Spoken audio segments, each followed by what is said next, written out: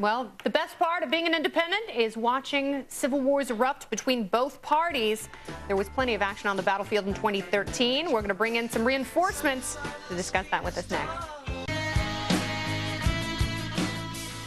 I love that. Much to the delight of the independent-minded, both major political parties seem to be on the verge of imploding. On the right, Chris Christie and Angry Bird John McCain had Ted Cruz and Rand Paul in their sights.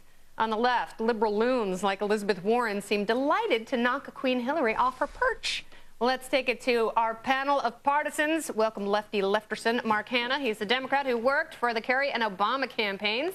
And from the right, Sarah Isgur Flores. She's the Deputy Communications Director for the Republican National Committee. Sarah and Mark, welcome. Thank you. So who is in the middle of a bigger civil war? Elizabeth Warren and the de Blasios, the super leftists of the Democratic Party, or is it Chris Christie and the moderate Republicans versus those crazy libertarian Republicans? I think the Democrats have a really uphill battle right now. You have a president whose coattails are shrinking by the day as his poll numbers are going down by the day. The Republicans are having an honest debate about how to solve the problems. I think we all agree on what the problems are. It's Obamacare, it's job-killing energy regulations, it's a lot of other regulations that aren't helping our economy, but we're having debates on how to fix that. We don't really all agree on that. No? No, as a matter of fact, we're not. But look, there's no question whatsoever that the poll numbers for the president are going down. You don't see Democrats jettisoning the president. You don't see Democrats failing to support the policies he's putting forward. On the other hand, you have Matt Damon. Matt Damon's not excited about the president. Yes, and I think whatever Matt Damon thinks, we should all kind of agree with. It's because the Damon he's a celebrity, doctrine. right? How do you like them apples? But no, look at the Civil War on the right side of things. Look at the Republican Party. I mean, this has been a brewing and stirring and festering for now months, well before the Republican-led shutdown happened, well before, like, there is a major, I love how Sarah just characterized this as kind of an honest discussion. There is a major ideological clash happening among social conservatives, highly religious individuals.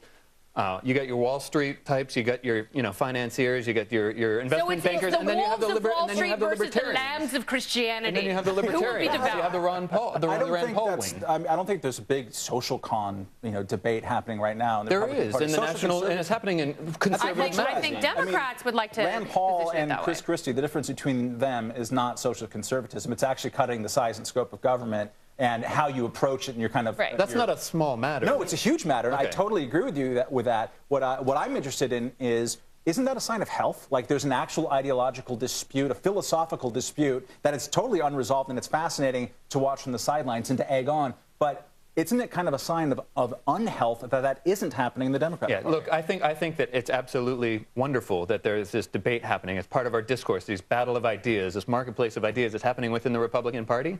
So far, it hasn't become that theatrical. So far, it has just been, but I can't wait. Let me just tell you, I can't wait until the primary season rolls around and these rifts, these major worldviews about the size and scope of government, about whether we should be protectionist and isolationist or expansionist or internationalist, all these things that Chris Christie and Rand Paul fundamentally disagree with each other on are going to come I can agree on all of surface. those points. I think the reality is that all of this is very good for independence. It bodes well for independence. Oh yeah. When Democrats the partisan and Republicans turmoil, are fighting it's great. amongst It allows themselves. people to choose their issues, Camille. Yeah. It allows them to fight. They fight amongst themselves.